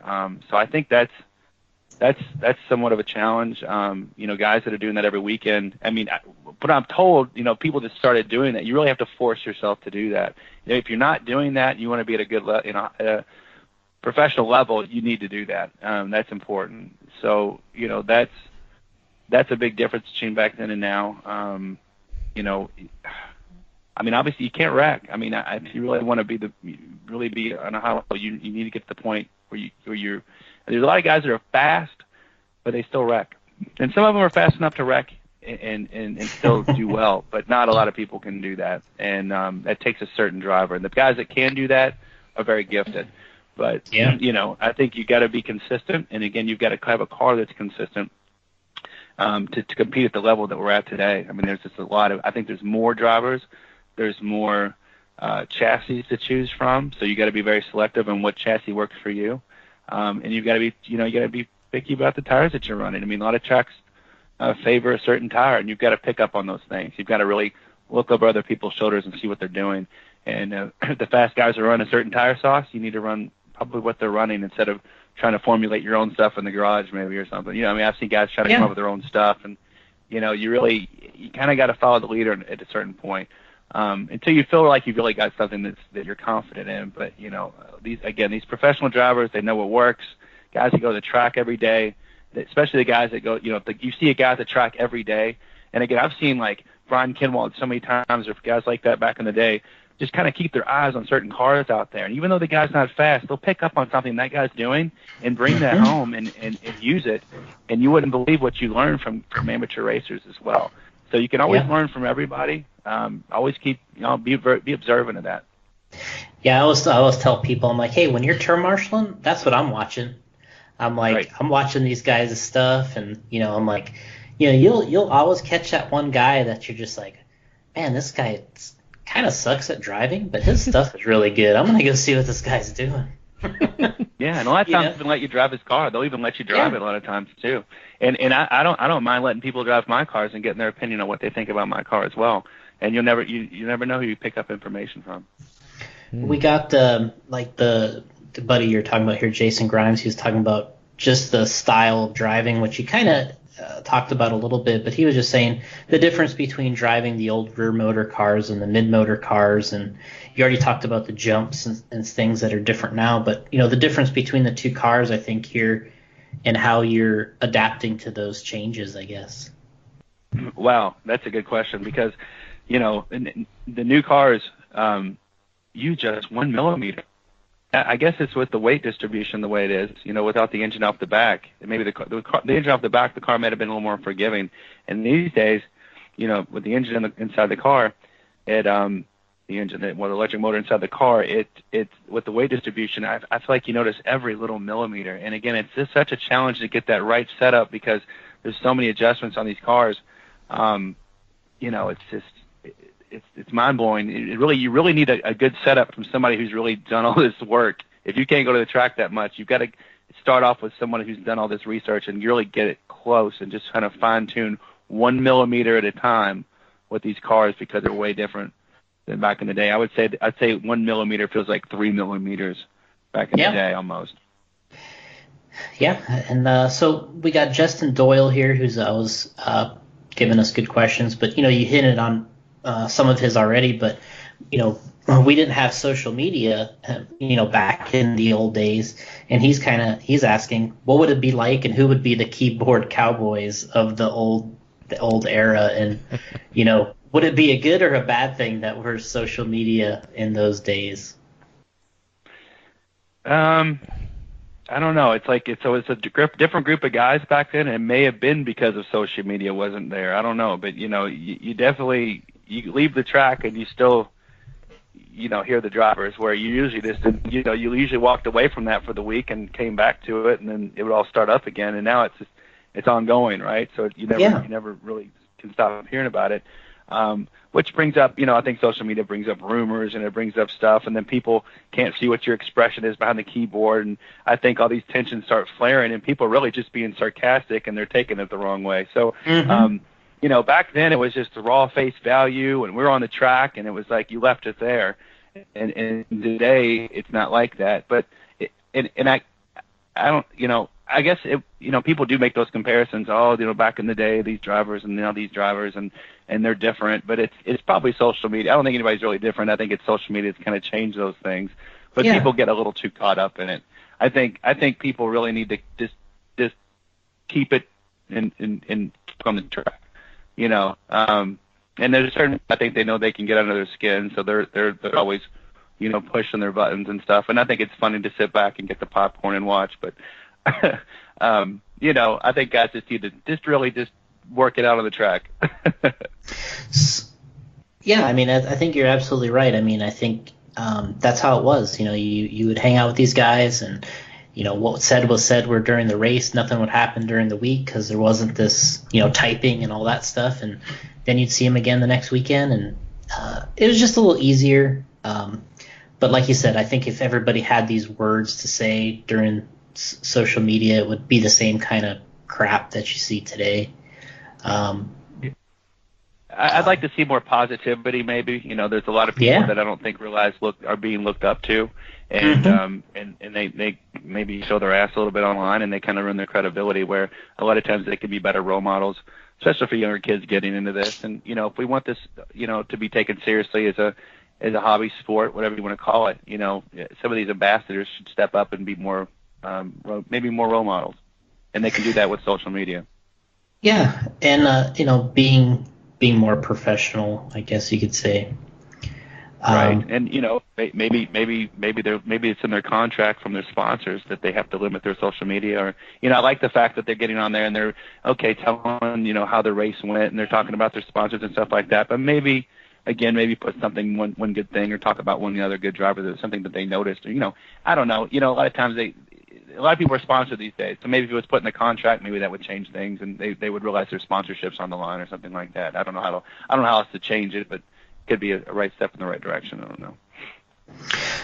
And kind of not wanting to completely change the subject, but we got a question and you've already talked a little bit about it, but do you ever talk with Dean Carnes still and keep in touch with him? Probably about every other day. Okay. Yeah, every other day probably. I was just up there for well, it's nice because he lives in Dayton, which is close to Columbus, and Columbus racing gets going. It doors up at 8. So Jason and I have to leave here. No, he'll get to my house at 4:30 in the morning. We hit the road. So Dean living close. Jason couldn't go a weekend or two ago, and I brought my girlfriend, and I thought, well, she's not going to want to get up early, and I didn't want to go by myself, so I thought we'll go hang out with Dean for the night. So we stayed at his house, and it was just like 5 minutes to the track the next day, so that was nice. So yeah, he still talks to me a lot about the drag racing that he does. We both love racing. He still likes to keep in contact with what's going on in the RC world. He's excited that I'm back in it. He might even make a cameo next weekend at the big race. Yeah. But I'm still very involved with what he does with the drag racing, and getting to see him now on the Street Outlaws and Discovery TV and stuff like that. He's made a good name for himself. He's still got a loud mouth and still gets in places, but it's fun to see him grow as a person, and he's always been one of my best friends. Yeah, I mean, it's funny because it was probably a year ago he contacted me. I see him on Facebook, of course, and he contacted me because, we were making these RC drag racing bodies. And, first we made a 66 Nova, then we made a Mustang, and now we've made a 67 Chevelle. And about a year ago, he sent me all some of his hero cards and his T-shirts, the stinky pinky stuff. And I got him up in one of our rooms here, and that's really cool. Like you said, the drag racing stuff. But it just so happens that we made this '67 Chevelle, and the other day he sent me photos of his car because he has a Chevelle or had one, Right. and he wants me to make a replica of it. And so I told him, I said, I'm going to see what we can do. Doesn't take a lot of work to make take a lot of work to make a pink car, but to get our decals right, we'll have to get the Stinky Pinky logo. Oh, that would be great. Yeah, that'd be really cool. Yeah, he's always fascinated in your, with your he's impressed with your infatuation over, monster trucks and stuff like that. He was hitting me up the other day saying, "Man, I didn't know he was so involved in that stuff." I was like, "I didn't either." It's pretty cool. Kind of cool that you guys have kind of branched off in different industries like that as well. Yeah, I mean, it was just, we have the RC stuff. I was into it as a kid. That's how I got into RC, and because of the real trucks. So now it's just sort of a nostalgic thing, something to stay active with, and just, another group of people that like RC, honestly. Right. So yeah, it's been great from that standpoint. But yeah, we're looking forward to getting that Dean Carnes Stinky Pinky replica going, and I got to get with him and see about getting some of these logos so we can get the decals right. It's got to look the part. Yeah, he displays his car a lot. When they go to these races, he'll have tents set up and memorabilia and all that, T-shirts and stuff. I bet he wouldn't have any problems, displaying the car that was a miniature size of his replica. It'd be cool. Yeah, I mean, it's gonna look cool, and yeah, the first thing they're gonna want to do is race it. So yeah, I'll have to get out there and we'll get one done this year so he can check it out. Couple more questions for you that I had is going back into talking about the old days a little bit, and like you said, you were always known for having a good time, having the music, everything else. Tell us about some of the good days out on the town, visiting some of these places, hanging out with the guys and the crew, and what was that like? Gosh, I don't know when we started actually doing that. I remember I was, when I would be younger and be with my dad, we would go. I think the race we always look forward to was the Winter Champs down in Tampa, and the guys, we'd go out in the town. And of course, I was too young really to go, but I'd hear all the stories, which was like, oh, okay, these guys are having fun outside the track. This is cool. Mm-hmm. And but I was always kind of envious of too young, so I couldn't go. But I would share the stories the next day, and it would be like, Mons Venus, and this guy did that, and everybody had clean fun. Nobody was too out of line, and maybe breaking an axle on a rental van or something like that every once in a while. But nobody went to jail. But yeah. So we'd hear about Ybor City and stuff like that. So when I was old enough to kind of go along with people, I was I got to see what it was all about. So and I probably came home and just started doing more stuff like that too, and started bringing it more to the track with my own flavor or whatever, and just started bringing music to the track. Just kind of have more fun with just maybe the social aspect too, and being with Dean, he and I think he was a little older than me, so he we go to races. He was able to drive a car first, like a real car. So we had, I could finally tell my dad, hey, I'm heading out or whatever. And after a while, he wouldn't go, but we would hit the town and do whatever. And Dean wasn't a big drinker, so we would just kind of just go and try to meet girls or something like that. And then me and Greg Hodap had a lot of good times. And I think Jason, you and I remember we spent some time, I want to say in Scottsdale, Arizona. Mm-hmm. The group of us probably went out probably more than once, I'm sure. But, I don't know. And then after a while, I think I just became known as somebody that was, what's Dunbar going to do tonight? And then people started bringing their nice shirts and stuff, and they just already, whether I wanted to go or not, I had to go and, take everybody. I felt like I was in charge of having the good time at night. So, but don't regret any of it at all. Definitely a lot of fun. We got to see a lot of cities outside the track. A lot of times people say, oh, how was that town? What was it like there? We're just out at the track. But, if I was at a race, more than likely you said that you saw something else at night that was fun. Yeah, I mean, it was really like there was a period there where it was, and everyone was so similar in age that it was very easy to kind of get, like you said, it was a thing where, I don't know how long it lasted, if it was 4 or 5 years but it was, if you raced hard, you wrenched hard, and then you're out. I don't know if it was all night, but it was a long time. I think it depended on what main you made the next day. There was the guys that made the A main and they went to bed early, and the guys that knew that they weren't, there weren't bump ups back then. So you were either in the B or C, and you know what, the heck of it, I'm going to enjoy my weekend, and you would go out with that crew that didn't really make the main. I think that's what I remember, don't you? Yeah. And I mean, like you said, I mean, I don't know how many times between, all of us that were out there, and you're driving from wherever the track is into the nearest city, whether it's Houston or it's Chicago or you're into LA or any of these places. I mean, I remember driving a lot of miles too, trying to go to whatever the hot place was to go. Yeah, it was like an adventure because you didn't really know. You ended up knowing a local, right, that would kind of know a little bit of something, and you would say, well, okay, what area of town? And you go there and you just try to find any kind of trouble you could. I do remember though, like this is the furthest I think we ever went to have a good time, and it was Japan. It was 95 Worlds, and it was like, I don't know, 10 of it. It would seem like for a lot of us, and I had no idea, but somebody knew what to do, and I was pretty young then, but Dean was on the trip with me, and he was like, we need to go with them. It's going to be fun. So we like caught a train and went, I guess it was Tokyo, but it seemed like it was Aaron Biner. Does that ring a name? Mm-hmm. Okay. He had a hotel room. He was probably the one that knew where to go, yeah. Yeah, he had a hotel room. He kind of knew that. Yeah, he knew the layout. So we caught a train, and we all went and found this little bitty club in like this busy area called Gas Panic. And I remember, I remember it seemed like it was Rav, Scott Hughes, Dean, myself. Were you on that too? I did not go, but I know Scott Hughes was there. Yeah, and we were, we had a great time, and ended up staying the night in some hotel room.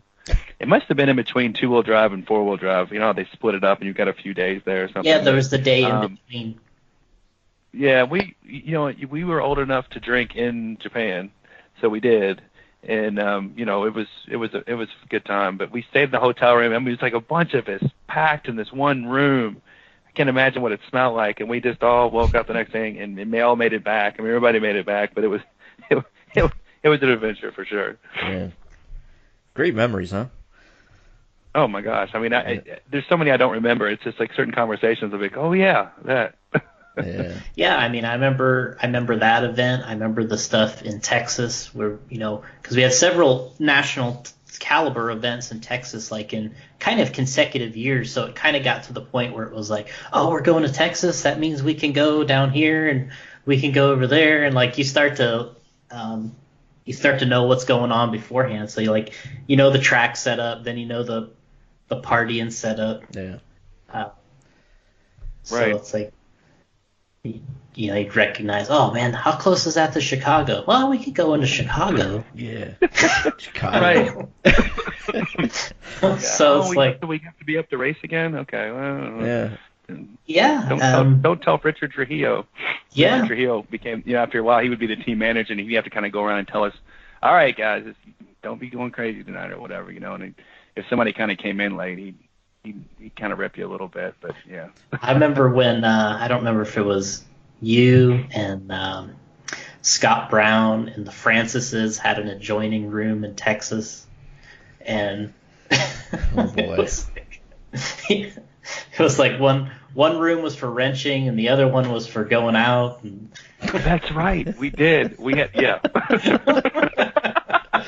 Oh man. Yeah, because we were going to bring up all the girls, so we had to make sure they didn't know we had RC cars. So we had a room that was just like a normal room with beers in the sink and all that stuff, and hey, that's music and all that. And then you open the door and it's like cows and cars and shit everywhere. Yeah, you got Mark. Mark no. Francis. Huh? You got Mark Francis, who never wanted to go out. He was just wrenching in the other room. That's his Uncle Mark. Yeah, don't worry about him. Uncle Mark. He drags us to these races, but we're like, man, you need to quit racing. We're just over having fun. We just kind of follow him around. Yeah, I was amazed at everybody's success, considering, how everyone put everything on the line for racing, everything on the line for wrenching. It's not like the stuff wasn't ready, and we had time for everything. Like, somehow or another, you're wrenching, racing, you're eating, sometimes you're sleeping, and then you're going out, you're driving 45 minutes there and back. Like, somehow or another, it's almost like, how do we have time for all this stuff? Yeah. Where'd the energy come from? Yeah, right. You're right. And now, I don't know. Now, just there were a lot of races where you didn't have the time. I mean, you were fortunate some race. There were some races where you just put your car down and they work. And you were racing 3 classes, right? You raced 2-wheel truck, 4-wheel truck. Yeah. And you had to maintain all those cars. And we were there. We got there a lot earlier to practice. So it seems like, I mean, I haven't been on a big race in a long time like that. But you're getting there Monday, Tuesday, and you're wrenching all the way till Thursday, and you had that much time. You dedicated probably one day to each car. But I really, after a while, I was like, man, I really need to get my cars good because I want to go out tonight. But if they weren't good, you stayed in and wrenched. I mean, that's kind of how I felt. I wasn't going to ever neglect a car that needed attention to go out and do that stuff. So yeah, like the pressure was, if I get this stuff good now and I'm ready to go, there was like a bonus on the other end. It was like a second race. Yeah, exactly. Yeah. That's funny thinking back at that. Yeah. I just remember in the late 90s when I was working for Trinity at the time, and we were at the Chicago Hobby Show. And we went out. You won't remember this, Brian, but we went out. Jason was with us. We went to Michael Jordan's restaurant. Okay. And we were all there eating. But anyway, I don't know what bar we were at then afterwards, but I remember somebody coming up to me and saying, now look, Brian's going to attract all the girls. And the ones that don't make the cut, we have a chance. I was like, oh, really? It was funny. Yeah. I remember Greg Hodap would just, I don't know, there was, we had a few weird nights, but. I just remember we were walking across the street and the girls, the car horns were beeping and they were just all over you. Yeah, man. Yeah, and I was probably really shy. I probably couldn't even close the deal, some of them. I don't know about that. Some of those times, I don't know. I don't remember what it was. I do remember, like, Greg Hodap one time, I was like, look, man, well, I'll go out, but I don't want to take anybody home. I don't want to deal. I just need to race. I was really, like, trying to be responsible and all that stuff. And we show up, and there was this girl around me. He just pushed me into her. He said something, hey, you want to talk to my buddy? And she was hot, and I'm like, couldn't turn it down. And it kind of led to something the next day where there was this other girl from Wing House. So, like, when I got back to the hotel room, she was, like, in my bed. And, I know the story. Yeah, and Greg's like, man, how do you want to be with him? He just came home from another chick's house, and he's like, I don't care. And he was, like, pissed off because he couldn't get anything out of it. And, I think she was tonight, but I, like, passed out on her. And, oh, man. I don't know. Yeah, it was the Nationals in Florida somehow, yeah. But, Greg got me in a lot of trouble. But, again, looking back, I don't regret any of it. Yeah, it's good times. Yeah. Yeah, I mean, that was, I remember that happening. The Wing House girl being at the hotel waiting. Yeah. She showed up in Miami, too, one time. I don't know, anytime I come to Florida, she'd, like, call me, and she'd, like, show up in that town. It didn't really matter where it was. And she was in Miami, and I don't know, the last time I heard from her, I don't know. She had a friend there, and like I tried to check in with her, and I think they had gotten in an accident on the way home, and I never really heard much more about it. But I heard it was kind of bad. Well, that was just weird, Never heard from that girl again. But I can't say I really keep in touch with any of those people that I met like that, any girls like that on the road. I wish I had social media to kind of have pictures of all that stuff, but my memory's gone. Yeah. Yeah. Matt Francis and I had some really good times. We really did. We had a lot of good times. We had a lot of good adventures. He even came to Louisville a few times and went to the Derby with me and stuff like that. That's more people I raced with. That's cool. Yeah, talk about what's up with the Derby. I mean, that getting in and doing that event. What's that all about? Yeah, I probably go every other year, something like that. But it's fun, I guess. I mean, it's always been here, so I think anything that's like local to your backyard, you're kind of like, it's not as big as much fun as everybody else. But Greg Hodap's come in for it, Matt's come in for it. I think that might be it that I know that's raced.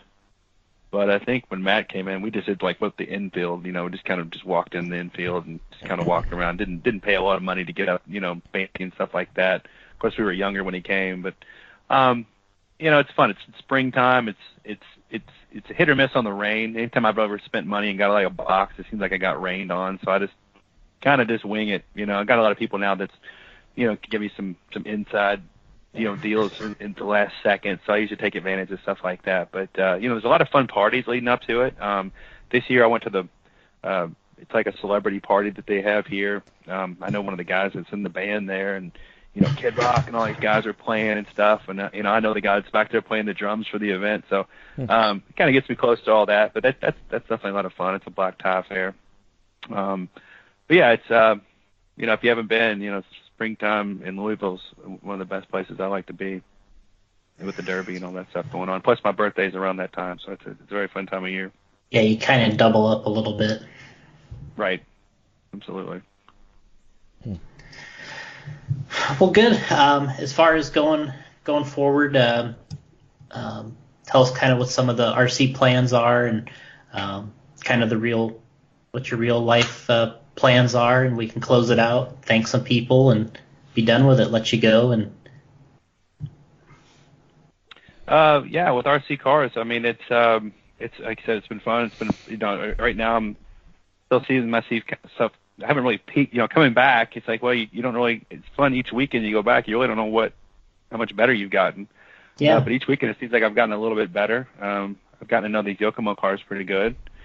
And I've gotten to know the tracks better that I'm going to. So I'm able to finally get to the point where I'm confident in my one setup that works. And I'm able to just try to drive laps. And so it's all been kind of leading up. I think every year at this time it always leads up to this January race.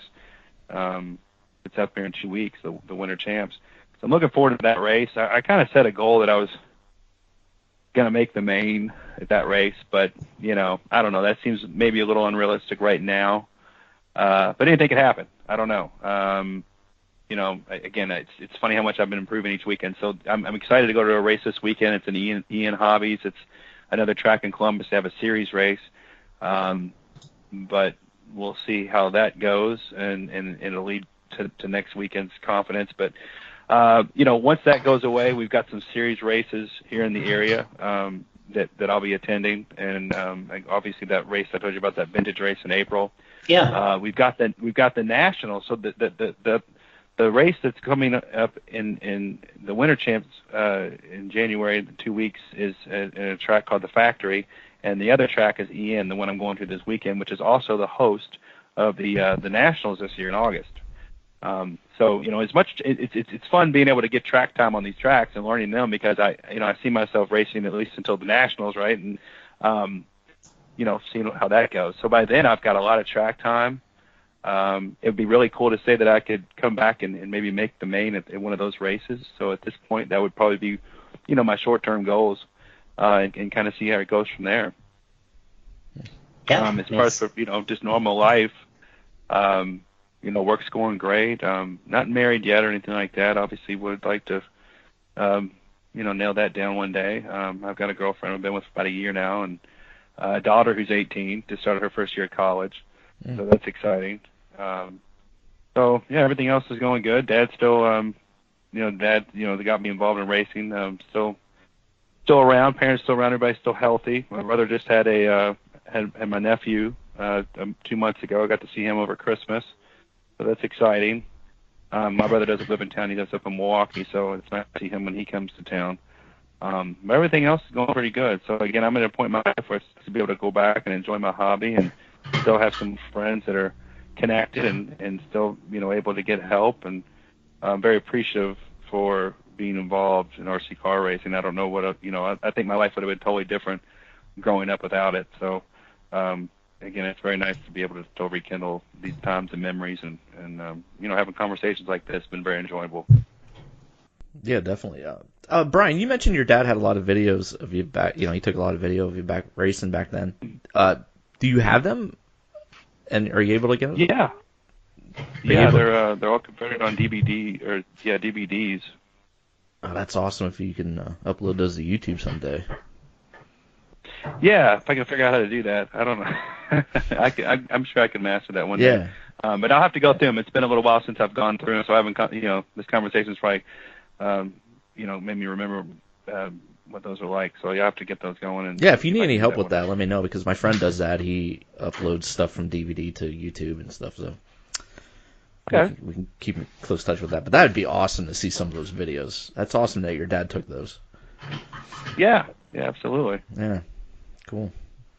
Wow, well, I really appreciate you being on the show, Brian. This is great. I mean, I love listening to stuff from the past, and the 90s was awesome, and this was just great. So yeah, without these conversations, I don't remember a lot of it. So these conversations bring back a lot of old memories. So I'm really thankful you guys are having me on here, and I really enjoyed rekindling the old memories and stuff like that. And it's probably something I could just talk about for hours.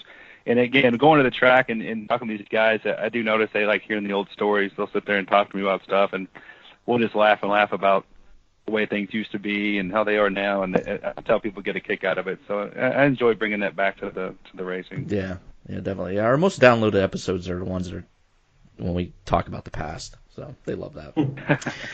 We gotta get Brian to some of our J Concepts Indoor National Series races. Then we can get this. That'd be fun. Yeah. Yeah, maybe I should. I'd like to make one of those. I hear a lot of good things about him. J.P. Richards is a guy in our region that goes to that one in Beach RC quite a bit. So yeah, we got one in Missouri in I believe it's the second weekend of February in St. Louis. JP always goes to that one, but Smack Track. That's it. Yeah. Okay. It's a small track, and we have a blast there. We always get a couple hero guys to come in, and then we got a lot of good, fringe regional national guys, and then Brent's always there. And so it's a good little mix. It's not like running a super intense race, so we can, you can have a good time, plus you can race and do pretty well at the same time. So it's always a good time. Okay. Absolutely. I'll definitely make an effort to do that. All right, man. Thanks for joining us. Let me know if you need something from me, and good luck at the race. Okay. Thanks a lot, guys. I really appreciate it. Yeah, appreciate it, Brian. That was awesome, man. All right, guys. Well, have a good evening. Happy New Year. Yeah, Happy New Year. See ya. All right. Take care. Man, that was awesome. I love revisiting the past. I could just sit in the 90s and just talk about it the whole time. But yeah, that was. There's so many stories I wanted to bring up, but it just wasn't appropriate. Yeah, that was cool. I mean, I never, like I said, the only time I ever had a chance to hang out with him or be close to him was in Chicago. And I remember going to Michael Jordan's and then hanging out probably at Knuckles Sports Bar and maybe Excalibur. I think that's probably where we were at, Excalibur nightclub. And I don't remember who it was, but yeah, I remember them saying, look, he's going to attract all the girls. Yeah. I remember one night when we went to Excalibur, and he started off the night with he had in they're like red or yellow contacts. Okay. And I remember halfway through the night I switched with him and I took his contacts because I was used to wearing contacts because I had them. So I was like, dude, I'll put these in. So then I have I'm wearing his red contacts. So. You could swear on the show. No. Oh, sorry. So I got his red contacts in. And, so you thought that would help with the ladies? I don't know what I thought, but nothing really seemed to help me all that much other than talking. So it's so stupid that we're talking about how good looking of a guy this is. Yeah, let's just. Maybe we shouldn't be. I gotta edit this out. He's a very good RC racer. Let's just say that. Yeah, I don't know if that's attracting to women, but yeah. Yeah. But anyway, like he's one of the rare people I've ever seen girls turn around to check him out, and you know what? You know the only thing, and you know this was a you know what was fun for me in those days is I wasn't the I don't really know how you say it. They were much better at going out and being social than I was. I was kind of like I would tag along and we would have fun. Yeah. But they were better at it. They were more experienced. They were better with girls. They're better with people. Yeah, they dressed. They dressed better. I was just a t-shirt jean guy. These guys were going out looking, Yeah, I mean, looking it was like they belong in the club. It was a hobby, Right. a hobby inside of a hobby, and it's something you have to get better at, just like anything. It was a phase. It was and still today, if you were to pick up and do the same type of thing, you got to go through the motions, man. You got to do what's necessary to be in the game, and that's how that was back then. And they were really good at it, and it was difficult because Matt Francis was. In his own right, he had girls Another were one attracted to him. Absolutely. But the thing about him is he was also he was a tall guy, which was very it was very appealing to. I remember because I was there a lot, and it was very appealing because he was, in my opinion, girls always saw him as the guy that this is the guy I'm gonna marry, Yeah. and then. I would see when the girls would react with Brian, it was like, this is the guy I'm going to be with tonight. It's like, this is the guy I'm going to be with tonight. And Matt Francis, of course, had all the same type of qualities, but I think they always saw him as like, this is the guy I want to marry. Yeah. That's how I Absolutely. used to explain some of it. But Absolutely. yeah, those were some good days, and they were. Then you throw Scott Brown in there, who was kind of the mix of both of them, which was funny. He was kind of in the middle of those two guys in terms of physique and height, and his appearance, the way he would dress to go out, and he was kind of like right in between those guys. So he was really successful too. And these guys weren't just good on the track, man. They were good at that too. And it was such a different time. And like, is it? I'm not out there today with you guys, and you're traveling and stuff. Is it like that today at all? No, there's none of it. There's none of it. There isn't any, because what happened in those days is, Brian at that point wasn't to my recollection, wasn't really a paid racer. He would get his travel paid, but the whole professional racer thing hadn't really kicked in yet, and I think these guys today, when they're there, and then of course the ages are different too, because we were probably in our early 20s doing that stuff. 20, 21, 22, 23, and I mean Cavallari, he won his first worlds when he was 16. So right away he's the world champion. He doesn't really have time to go out because he's got race deals, pro contracts. He's got he has to deliver good race results because he's a big time pro. So. A lot of these other guys, sure, Matt Francis was a pro, he was a paid racer, but he kind of knew when to turn it on and off. Brian was kind of on the fringe of being probably a paid or a professional racer, so he could turn it on and off. Scott Brown, kind of the same. But these other guys today, they it's everything for them. It's their whole career, and they're expected to perform, and they know if they can't be out late at night. They take it extremely serious.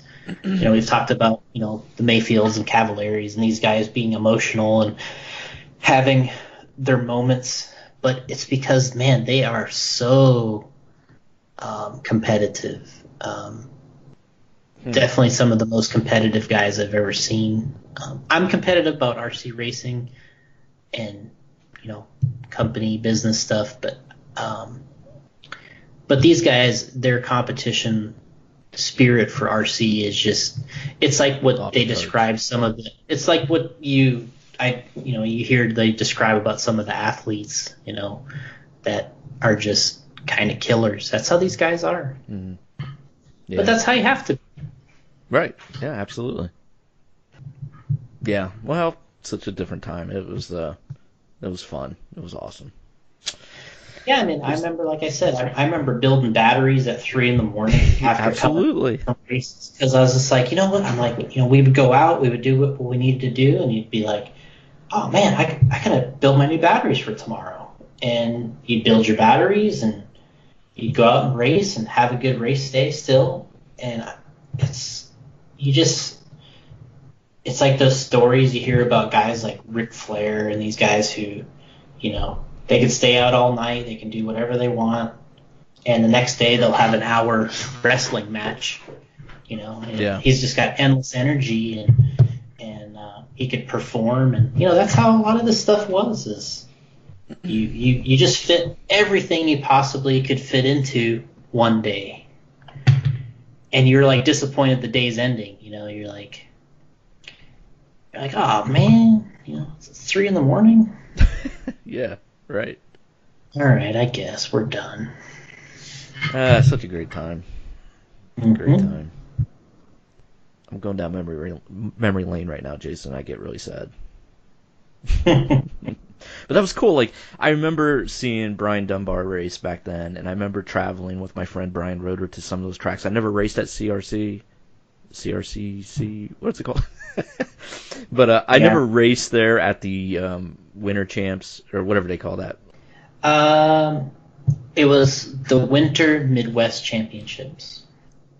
Yeah, I never raced at the Midwest Winter Championships, but I went there, and I went with my buddy Brian, and I remember seeing Dunbar there back then in the 90s, and it was really cool. And I remember seeing him have that GM, and like he was mentioning, GM was a company from Germany. Nobody knew about it.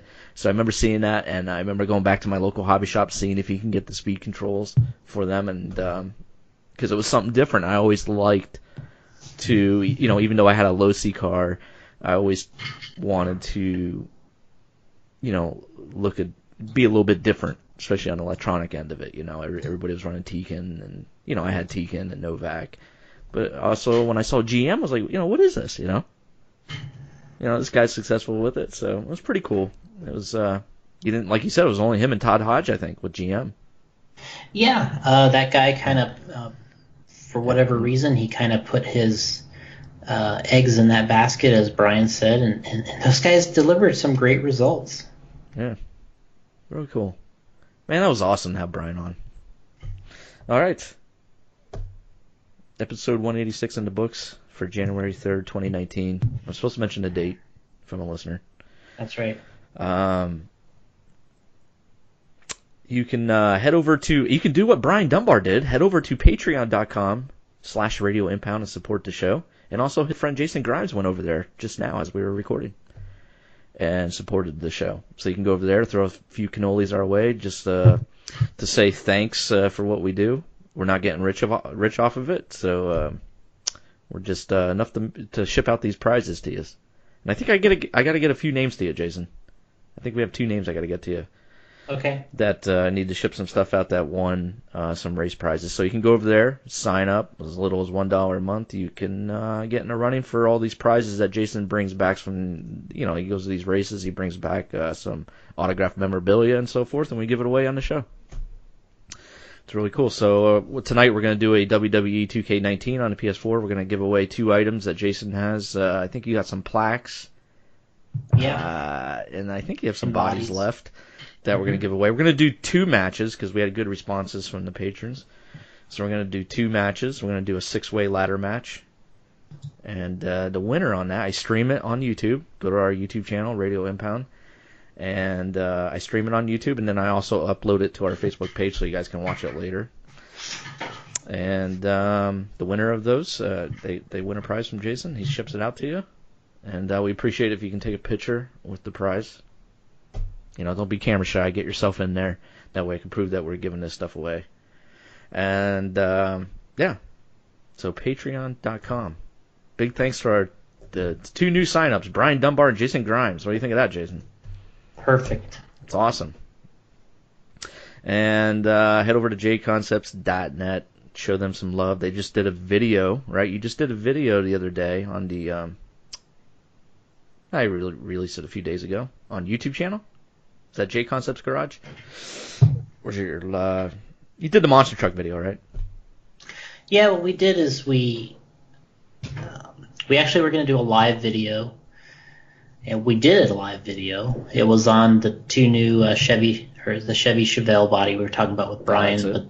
And then we talked about some monster truck tires that we got. We did the live video. It was a total disaster. Oh, really? Had some problems with that? Everything that could go wrong went wrong. Thomas touched the screen on his phone. The orientation changed. Went to portrait. It was still showing. It was showing in landscape. I feel you, man.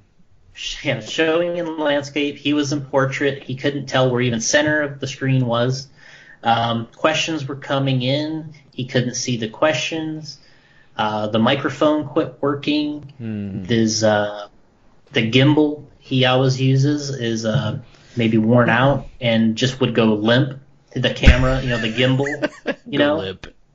The gimbal's like, that has little motors that keeps the thing. Absolutely. And it would just go, and it would just like fall to the side. So everything that could go wrong went wrong. I feel so. I can't imagine doing video. Can't imagine. I finished it, and I go back, and I'm like, man, we can't keep this up. So I deleted it. I tried to I screenshot the questions out of the preview, and I'm like, all right, let's just record it. Rich recorded it like normal, and we uploaded it, within 30 minutes, and see that kind of covered. It was actually it was a little bit better because we covered some of the questions, and we were able to do it recorded, and it was a little better quality, and people got. So it actually has been pretty popular. That's good. And it went pretty well. Hey, from doing this show, how many, I've already recorded an episode and, found out we didn't have any audio recording. And yeah, it happens. It happens. I was getting messages from people that were like, "Oh man, that was pretty unprofessional," and that looked like crap. And I'm just like, "Hey man, I get that every week from the podcast." I'm like, we're not like, not pros at it, man. I'm not pro at it. You know what I mean? It's like we got a camera, we got some equipment. Of course, we got people that know what they're doing, but you have problems, and you gotta. Yeah. I'm just like ad-libbing the whole thing, like they're like, oh yeah, we have a question here, and I'm just like, we couldn't see any of the questions, and I'm just like, making it up, and then later we came back, read all the questions, and was able to make up actual videos. It was actually funny.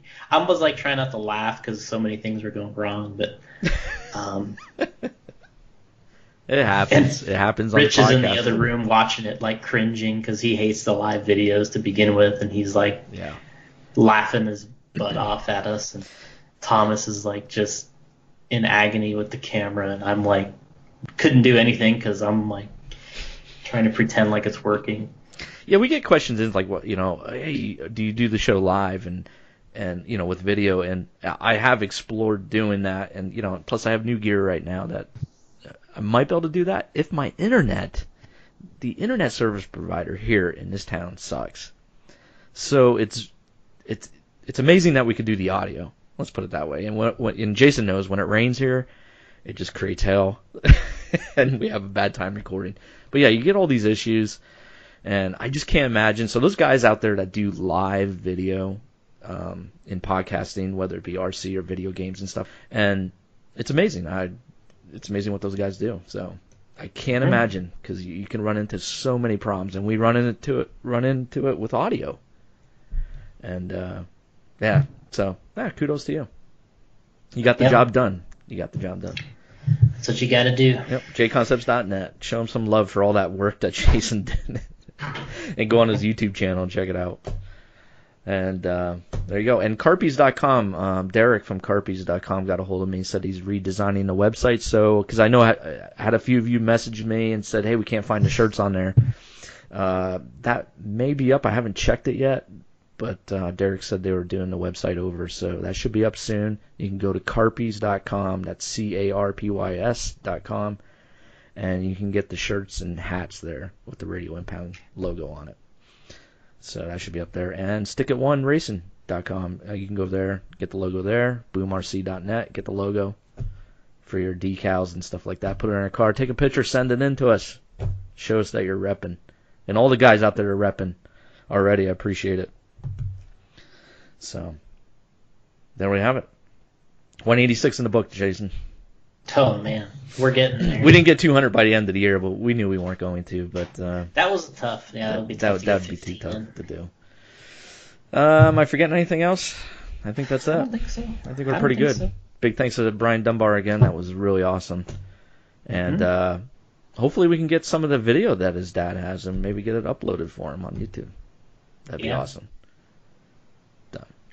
I would love to find my 96 Nationals tape that I did with the camcorder, but not gonna happen, I guess. Haven't come across it yet. So. All right, guys, we'll see you for 187. Maybe next week. I don't know what Jason's schedule is. Are you traveling next week to any races? Let me look here.